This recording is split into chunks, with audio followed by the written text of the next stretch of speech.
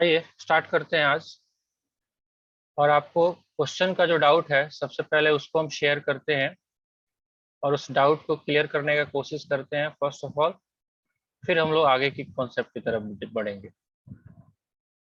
देखिए, जो question number 14A आपको होमवर्क में दिया गया था और उसमें ध्यान से देखिएगा, क्वेश्चन थोड़ा सा लंबा है लेकिन पहला ही एंट्री में डाउट आया है। एक बार देखते हैं क्या लिखा हुआ है, क्या ये बातें हम लोगों ने पढ़ी थी कि नहीं पढ़ी थी, पढ़ने के बाद भी क्या हमारा प्रैक्टिकल जो है उसका इम्प्लीकेशंस करने में दिक्कत आ रहा है। राइट, देखिए अगर ध्यान से देखेंगे आप, पहले क्वेश्चंस को रीड करिए। क्या लिखा हुआ है? बॉट गुड्स फ्रॉम कैलाश, यही वाला क्वेश्चन है। Bought goods from Kailash for rupees how much 20,000 at trade discount of 10%, right, and cash discount 2%। ध्यान से देखिए, अगर इस सीन को अगर पहले डिस्कस करेंगे हम, तो कैलाश से हमने परचेज कितना किया है वो देखिए एक बार। आप परचेज की अगर बात करें कैलाश से, तो परचेज अमाउंट कितना है आपका? कैलाश से परचेज का अमाउंट है 20,000, यही क्वेश्चन बोल रहा है, राइट। और क्वेश्चंस में दोबारा ये बोल रहा है कि हमारे को ट्रेड डिस्काउंट 10% है, तो ट्रेड डिस्काउंट को तो उसी टाइम हटा देते हैं। Trade discount at the rate of 10%, how much? 2,000, right. तो हमारे पास जो नेट परचेज का जो वैल्यू हुआ, परचेज का जो वैल्यू हुआ जिसको हमको एंट्री करना है वो ये होगा। अगर हम साथ साथ लिखते चले तो हमारे पास परचेज अकाउंट डेबिट कितना होगा? परचेज अकाउंट डेबिट, ध्यान से बोलते चलिए, आप भी पार्टिसिपेट करिए, 18,000, राइट, ये होगा। अब कह रहा है, सिंपल सा बात ये कह रहा है कि ट्रेड डिस्काउंट तो 10% है, कैश डिस्काउंट का है 2%, राइट। कैश डिस्काउंट का रेट जो है, कैश डिस्काउंट जो अपने पास है वो है एट द रेट ऑफ 2%। तो आपको मालूम है कि कैश डिस्काउंट कब दिया जाएगा? जब आप कैश में पेमेंट करो, अदरवाइज तो देंगे ही नहीं, राइट। कैश डिस्काउंट क्या होगा? व्हेन पेमेंट, अगर पेमेंट करना है तो पेमेंट करिए, पे करिए, अगर रिसीप्ट का है, सेल का है तो सेल करिए, रिसीट करिए, राइट। अब देखिए कहता है 60% अमाउंट इमीडिएटली पे कर दिया। अब इसी पे तो कैश डिस्काउंट मिलेगा। अगर हम 18,000 का परचेज करते हैं तो इसका 60% कितना होगा? 18,000 का 60% हमको कैश में देना है, हाउ मच? 18,000 का 60% निकालिए, आराम से निकाल सकते हैं, हम यहाँ से निकाल देते हैं। 18,000 इंटू 8100 डिवाइडेड बाई 100, 8100, 10,800, राइट। 18,000 कैसे निकालोगे? 18,000 इंटू 60 डिवाइड बाई 100, एक से एक कटेगा, ये से एक कटेगा। 1800 में 6 से गुना करो, है ना, तो 6,000 और 8 6 48, 10,800, यानी कि 10,800 रुपया पेमेंट करना है। तो इसी पे 2% हमको डिस्काउंट मिलेगा। जितना पेमेंट करोगे उसी का 2% आपको डिस्काउंट मिलेगा, जाहिर सी बात है। यस। चलिए, तो 10,800 को हम क्या करते हैं कि 10,800 इंटू 2 डिवाइड बाई 100, 216 रुपया। 10,800 इंटू 2/100, तभी तो 2% निकलेगा, ये हो गया 216 रुपया। तो हमको जो पेमेंट करना है वो कितना पेमेंट करना है? 216 रुपया काट के, ठीक है। तो 10,800 में से हम 216 रुपये घटा देते हैं। 10,800 माइनस 216, 10,584 रुपया, राइट। अब देखिए जर्नल एंट्री क्या होगा, थोड़ा सा हम कलर चेंज कर देते हैं। परचेज का तो ठीक ही है, अब परचेज है, अब हम क्या करेंगे? परचेज तो इतना हुआ, अब पेमेंट कितना है? बैंक या कैश से जो भी कर लीजिए, पेमेंट जाएगा 10,584। हमको डिस्काउंट, क्योंकि जर्नल एंट्री डिस्काउंट का करना पड़ता है, हम क्या करेंगे? डिस्काउंट रिसीव्ड कितना? 216। और कितना उधारी रह गया? 18,000 में से 10,800 का पेमेंट कर दिया तो बचा कितना? 7200। 7200। तो क्या पार्टी का नाम है देख लीजिए। Goods goods Kailash. कैलाश। कैलाश। चलिए, तो कैलाश, कैलाश कितना? 7200। बस सिंपल सा बात है। तो कॉन्सेप्ट तो वही है। क्या कॉन्सेप्ट है कि कैश डिस्काउंट का एंट्री करना है और ट्रेड डिस्काउंट का एंट्री नहीं करना है। इसके अलावा तो कोई और कॉन्सेप्ट तो है नहीं, है क्या? No sir. ठीक है, चलिए और भी डाउट है पहले कोई और बताइए। अप्रैल हाँ, 5 में। अप्रैल 5 में। चलिए, received 14,800 from x in full settlement of his account. तो आपको अप्रैल 5 का एंट्री करने के लिए अप्रैल फुल का भी देखना पड़ेगा, राइट? ठीक है, चलिए अब देखिए, आप एक्स का पहले हिसाब लगाइए कितना है। देखिए एक्स के यहाँ कितना बाकी था? 6,000 रुपये। ऊपर देखिए, यहाँ पे देख रहे हो आप, एक्स के यहाँ कितना बाकी है? पहले से है 6,000 बाकी, और आपने बेचा कितना है? 9,000, राइट? तो अगर हम ध्यान से अगर देखें तो एक्स के यहाँ जो हिसाब निकल के आएगा कितना आएगा? एक्स के यहाँ पहले से बाकी था कितना? 6,000, और कितना प्लस किया इसमें? 9,000। तो टोटल ड्यूज कितना हो गया? 15,000। क्वेश्चन क्या बोल रहा है? कितना मिल जाएगा तो फुल एंड फाइनल सेटलमेंट हो जाएगा? 14,800। चलिए, 14,800 अगर मिल जाएगा तो फुल सेटलमेंट हो जाएगा। तो ये 200 क्या है? Cash discount. Cash discount, right? तो जर्नल एंट्री कर दीजिए, मुश्किल है? ठीक है, कैश अकाउंट डेबिट,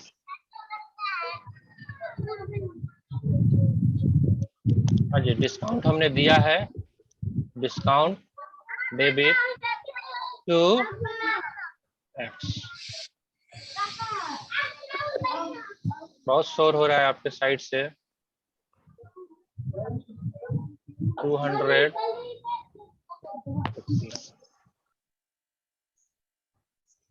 ओके, हाँ जी, क्लियर? चलिए नेक्स्ट। 13 में प्रॉब्लम। बस हो गया? अप्रैल 12 अप्रैल में सर। 12। अप्रैल 12। अच्छा, यस सर। और सो घर पे बैंकिंग ट्रांजेक्शन का है ना, बिना कुछ किए जय जयकार नहीं होती। कोशिश करने वालों की कभी हार नहीं होती। ऐसा आप सोचोगे कि घर पे भी रहे और पढ़ाई भी ना करें और समझ में भी आ जाए, तो सबसे बुड़बक तो वो हो गया जो क्लास ज्वाइन किया, आधा घंटा टाइम वेस्ट किया, है ना? ये बैंकिंग ट्रांजेक्शन्स किया गया है, सिंपल सा बात है। Cheque receipt from Z deposited into bank. तो आपको जो क्वेश्चन दिया गया था, ये वाला लेक्चर आप देखे यूट्यूब पे चला के? नहीं देखे? ये जो हम लोग देखे पूरा सर। पूरा देखे हैं, अगर देखे हैं तो ये सवाल नहीं पूछते। अगर ये देखे हैं आप, क्या लिखा हुआ है हमको यहाँ पे देखिए, when cheque draft etc received from customer and deposited into bank on the same day. Third number point आपको डिस्कस किया गया था। तो bank account debit to customer account, क्योंकि चेक जिस दिन आएगा बैंक में जमा होगा। आप देखिए इसका एंट्री 12 तारीख को, check receive from Z deposited into bank. तो चेक आया है, तो चेक के लिए हम क्या एंट्री करते हैं? अप्रैल 12 में हम क्या करेंगे? चेक के लिए हम करेंगे बैंक, क्योंकि चेक कहाँ पे जमा होगा? बैंक में। Bank account debit to Z account. जो भी अमाउंट है वहां से देख के लिख लीजिए कितना अमाउंट है, हाउ मच। 12 को लिखा नहीं है, चेक रिसीव तो अमाउंट नहीं लिखा हुआ है, तो कोई दिक्कत नहीं है, हम अमाउंट खाली रखेंगे। ठीक है, तो क्या लिखेंगे नरेशन में? Being check received from Z deposited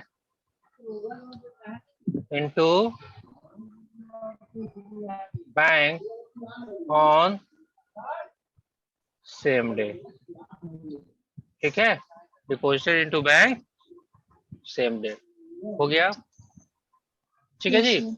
इतना बात समझ में आ जाता है हम लोग को। ठीक है, अगर इतना बात समझ में आता है तो दो तीन छोटे छोटे कॉन्सेप्ट है हम चाहते हैं आपको करा देना, ताकि आपके आगे का होमवर्क भी चलता रहे। चलिए अब देखिएगा ध्यान से, तो आपको मिलेगा लिखा हुआ सम स्पेशल एंट्रीज। देख रहे हैं आप, सम स्पेशल एंट्रीज। पहला का नाम है बैड डेट्स रिकवर्ड। देखते हैं क्या है, थोड़ा सा ध्यान लगा के रखिएगा, टेंशन रखिएगा आप, अदरवाइज स्किपिंग हो जाएगा कॉन्सेप्ट का।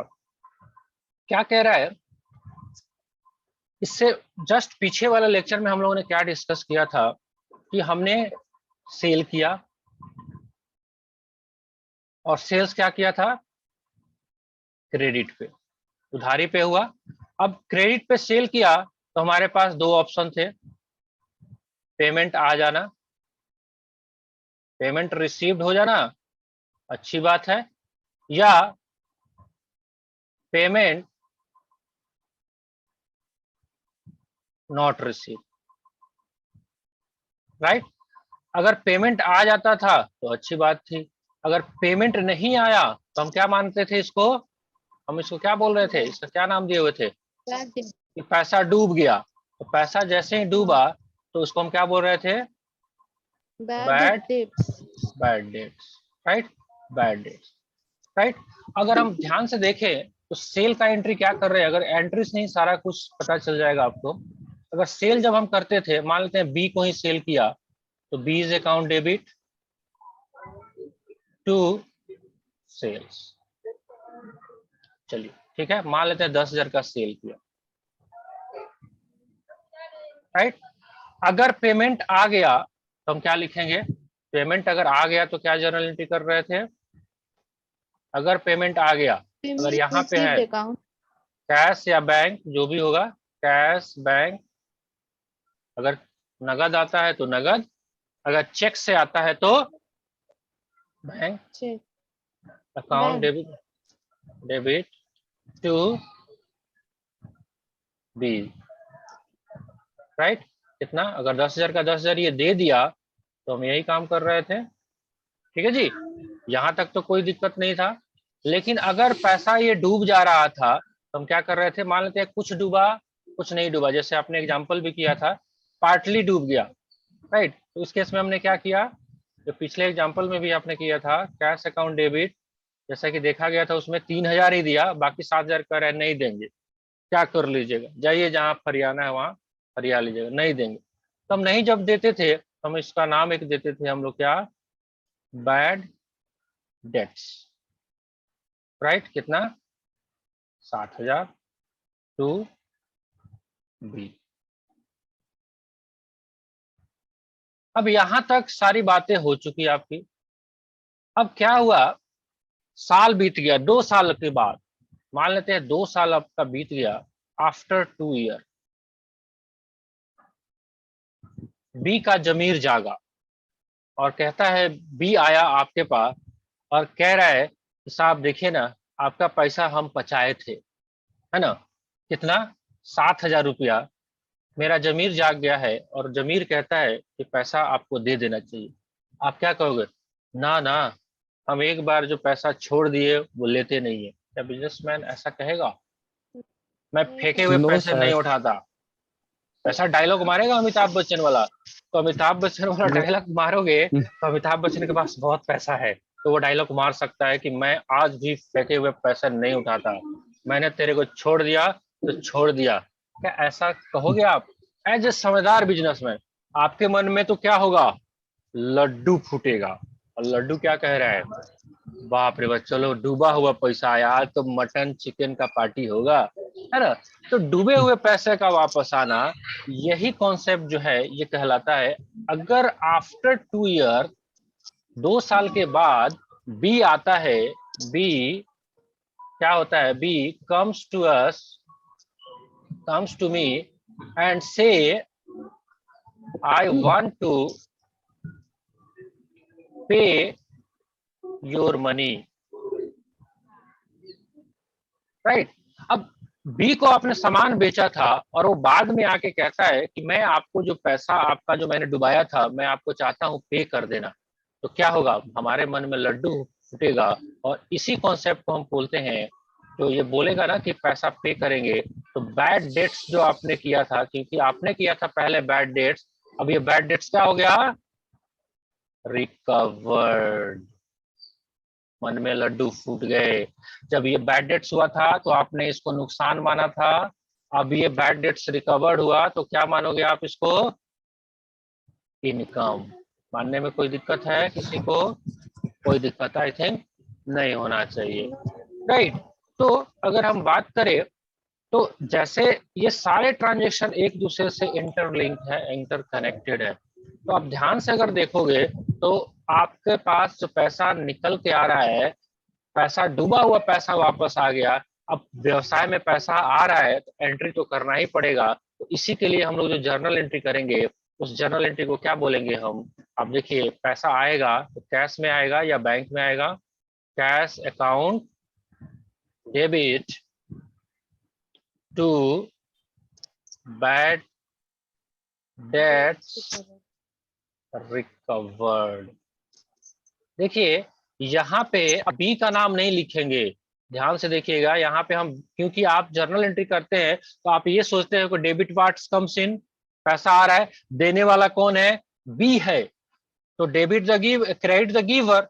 बट बी का लेजर ही हमने खत्म कर दिया हुआ है, हमने निश्चय नाबूद कर दिया था उसको, अपने बही से काटा पिटी करके हटा दिया था। तो ये सिचुएशन जो है, इस सिचुएशंस में हमको क्या करना है, हमको बी का अकाउंट नहीं लिखना है, क्योंकि हमारे पास एक नया इनकम जनरेट हो रहा है, हमको बी से कोई मतलब नहीं है। हो सकता है फ्यूचर में हम इससे ट्रांजेक्शन्स भी ना करें, राइट। तो जैसे ही पैसा आएगा तो ये जो है ये नॉमिनल अकाउंट मान के आप इसको क्रेडिट कर दीजिएगा। नॉमिनल अकाउंट क्रेडिट क्यों होगा, बिकॉज इनकम हो रहा है 7,000, है ना। नरेशन में आप लिख लीजिएगा बैड डेट्स रिकवर्ड अकाउंट। कुछ बात समझ में आया ये वाला, आप अपने बुक का थ्योरी नोट देख लीजिए क्या कहता है। समटाइम्स बैड डेट्स रिकवर्ड का कॉन्सेप्ट बता रहा है आपको। Sometimes it so happen that bad debts previously written off, पीछे जो आपने बैड डेट्स जो खत्म कर दिया था, आर सब्सिक्वेंटली रिकवर्ड, बाद में जाके वो क्या हो जा रहा है, रिकवर्ड हो रहा है। In such case the following entry is pass, cash account debit to bad debts recovered account. Care should be taken that personal account of the debtors, अपने केस में मिस्टर बी थे, should not be credited because debtor accounts must have been credit while passing the entry of bad debts. जब आपने bad debts का entry post किया था उसी time उसको क्रेडिट करके खत्म कर दिया हुआ था, राइट। इतना बात समझ में आ रहा है, ठीक है जी। बस सर। आया दिमाग में कि गया ऊपर से, है। आया है। चलिए तो मेरे हिसाब से आज हम क्या करते हैं, आज इतना पे आपको स्टॉप करते हैं, राइट। अभी क्या है, एक जो कॉन्सेप्ट है ये आउटस्टैंडिंग एक्सपेंसेस, प्रीपेड एक्सपेंसेस, इस पे अलग से हमको आधे घंटे समय चाहिए इसको समझाने के लिए, राइट। देख रहे हो ना, इंटरेस्ट एप्रिसिएशन, ये सारे जो टॉपिक है 6 पॉइंट तक, तो हम इसको हम कल करेंगे। आपके पास होमवर्क में क्या रहेगा, इलस्ट्रेशन नंबर 14 बी आप कर लेना, राइट। और क्वेश्चन नंबर 14 बी, आज के लिए इतना। ये 14 बी है आपके पास, राइट। 14 बी क्वेश्चन और 14 बी इलस्ट्रेशन आप कर लेना। और बाकी जो बंदे हैं जो पीछे जिनका छूटा हुआ है आज कवर अप कर लीजिए। कल हम लोग करेंगे डेप्रिसिएशन, प्रीपेड, आउटस्टैंडिंग एक्सपेंसेस, तब जाके आगे का हमारा क्वेश्चन जो 15 है वो बन पाएगा। तो उसके लिए समय चाहिए थोड़ा सा, तो आई थिंक एक दिन में सारा काम करने से सब बजल हो जाएगा। धीरे धीरे आराम आराम से हम लोग कर रहे हैं। हाँ जी बोलिए, कुछ और डाउट है। Yes sir. हाँ बोलिए, क्या डाउट आ रहा है। 13 नंबर इलस्ट्रेशन में। 13 में बताइए क्या बताना है उसमें, पूछिए, फिर कोई दिक्कत नहीं है। 13 नंबर, डेट बोलिए 13 का। सर बता रहे मार्च 10। 13 का मार्च 10।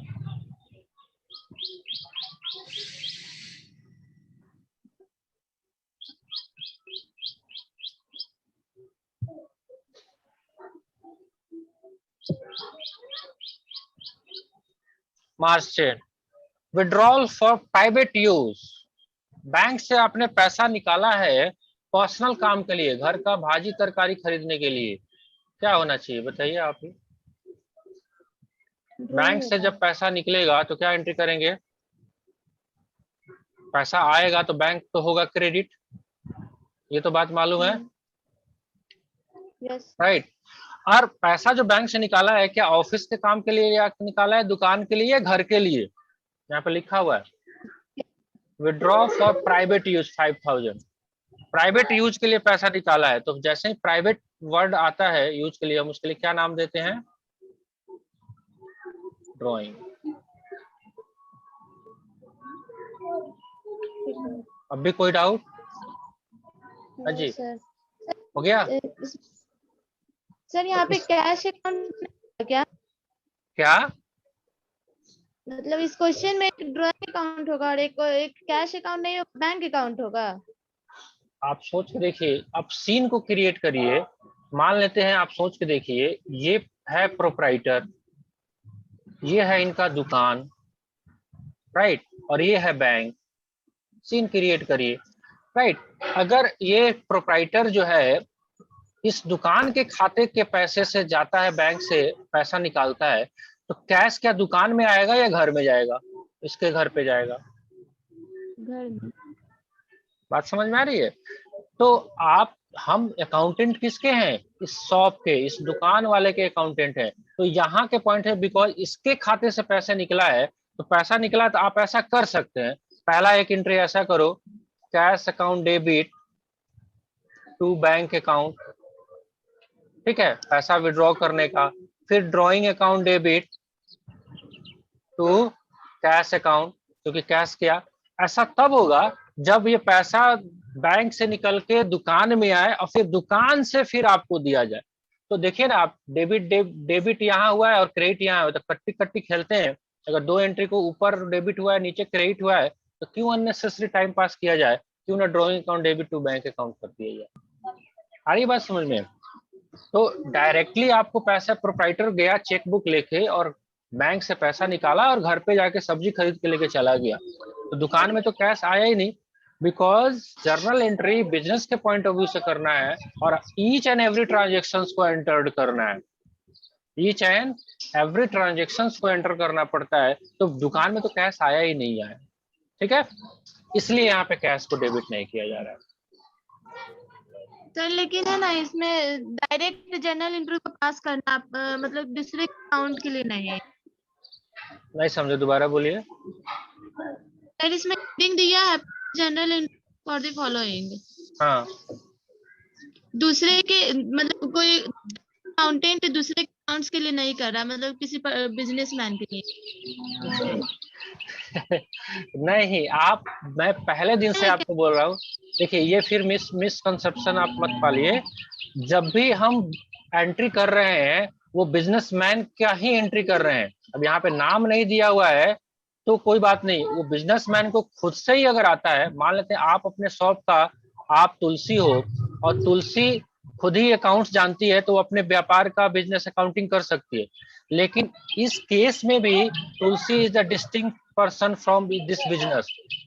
आपका मान लेते हैं जो भी भगवती ट्रेडर्स आपका बिजनेस का नाम है, भगवती ट्रेडर्स या जो भी नाम है आपका, एग्जांपल लेते हैं, भगवती ट्रेडर्स एक अलग पर्सन है, इसी के यहाँ एंट्री हो रहा है। अब चाहे तुलसी करे या भगवती ट्रेडर्स वाले सीए राकेश रोशन को अपॉइंट कर ले या आयुष को अपॉइंट कर ले या समवन एल्स, किसी को भी अपॉइंट कर ले, तो ऐसा नहीं है। आप ये मत सोचिएगा। देखिए एक चीज और आप ध्यान में रखिए, अब आप अकाउंट्स जो थ्योरेटिकली पढ़ने जा रहे हो, तो अकाउंटिंग करने के बाद इनकम टैक्स जीएसटी सब देना पड़ता है।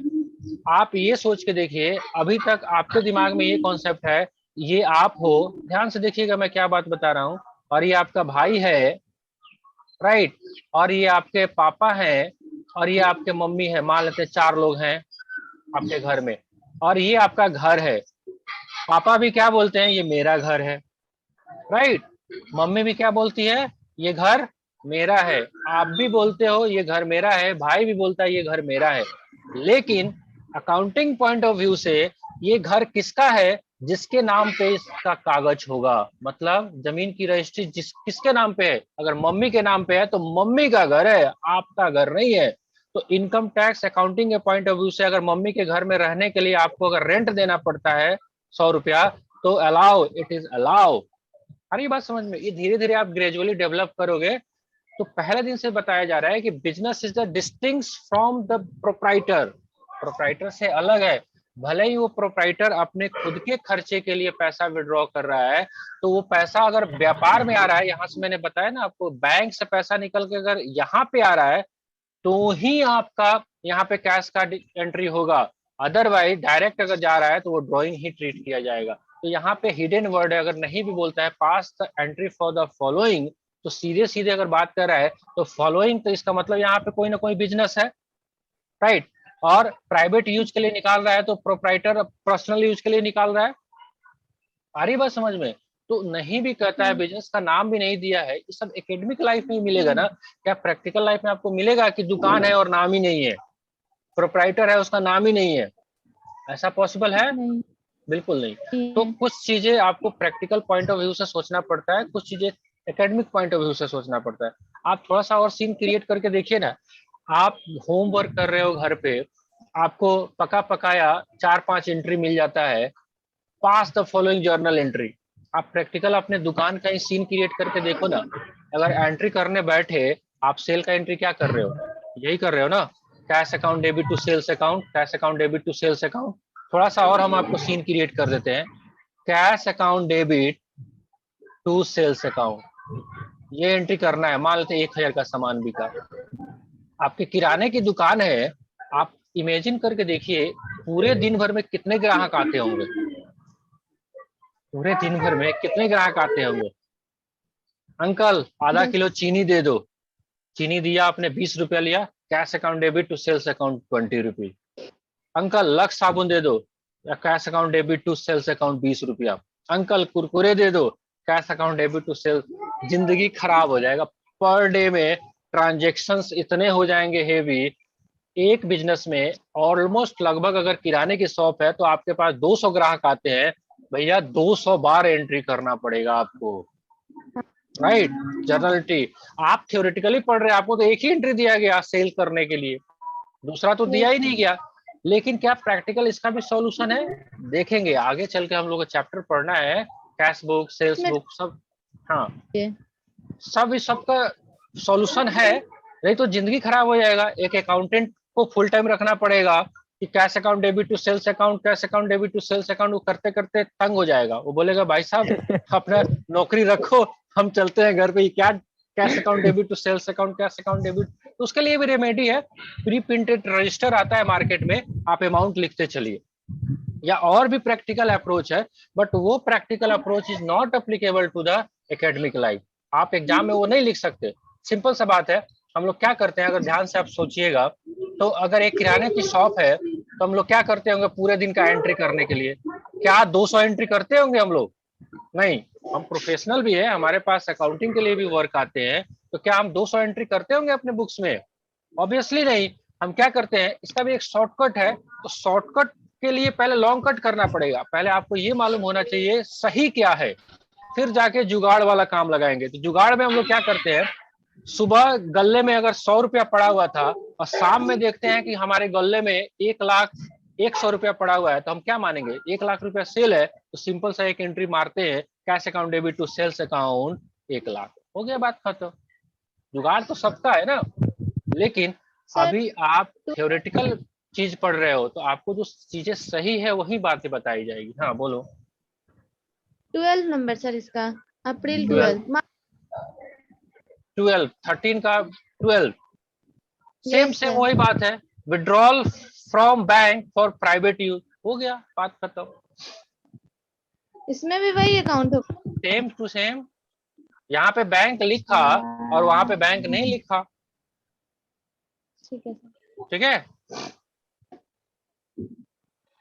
चलिए ठीक है, आप ध्यान से देख लीजिएगा।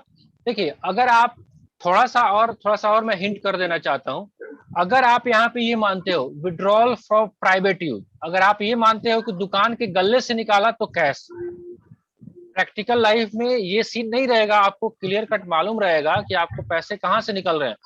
अगर आप ये मान के चलते हो 10 नंबर में कि विड्रॉल फ्रॉम प्राइवेट यूज, अगर बैंक वर्ड यूज नहीं किया गया है तो आप ये मान सकते हो मीन टाइम ये पैसा गल्ले से निकला है, यानी कि दुकान से निकला है, तो कैश आप यूज कर लेना। अगर ये आपका बैंक अगर यहाँ पे क्लियर कट लिख दिया तो कोई डाउट ही नहीं है, राइट। तो हमने अभी जो आपको कॉन्सेप्ट समझाया विड्रॉल फ्रॉम प्राइवेट यूज, ये मानते हुए कि ये बैंक से विड्रॉल है, ठीक है। अगर आप ये मान के चलते हो कि आपका ये दुकान से विड्रॉल है तो कैश वर्ड यूज कर सकते हैं बैंक की जगह। आई बात समझ में? ठीक, नेक्स्ट 20 नंबर 20 20 नंबर। Hello 30 number. चलिए, place on fix deposit account at by transferring from current account. तो आपके करंट अकाउंट में पैसा था और उसमें से निकाल के आपने एफडी कर दिया। एफडी का नाम सुना है ना? कभी सुना है? तो एफडी किया तो एफडी रियल अकाउंट हो गया, FD account debit to bank account. Simple सा बात, देख लीजिए, यहीं से देख लीजिए, FD account debit, fix deposit account debit to bank account, amount transfer from current account to fix deposit account. बात ठीक है, चलिए, आशा है आज बहुत हद तक हम लोगों ने कर लिया है कॉन्सेप्ट। कल हम लोग मिलते हैं नए सिरे से, और कल नया कॉन्सेप्ट हम लोग करना है आउटस्टैंडिंग एक्सपेंसेस, प्रीपेड एक्सपेंसेस, ये सारे कॉन्सेप्ट। तो कल पक्का क्लास ज्वाइन करेंगे आप लोग, अदरवाइज स्किप हो जाएगा तो आगे चल के प्रॉब्लम होगा। ठीक है, enjoy yourself, good day. Good day sir.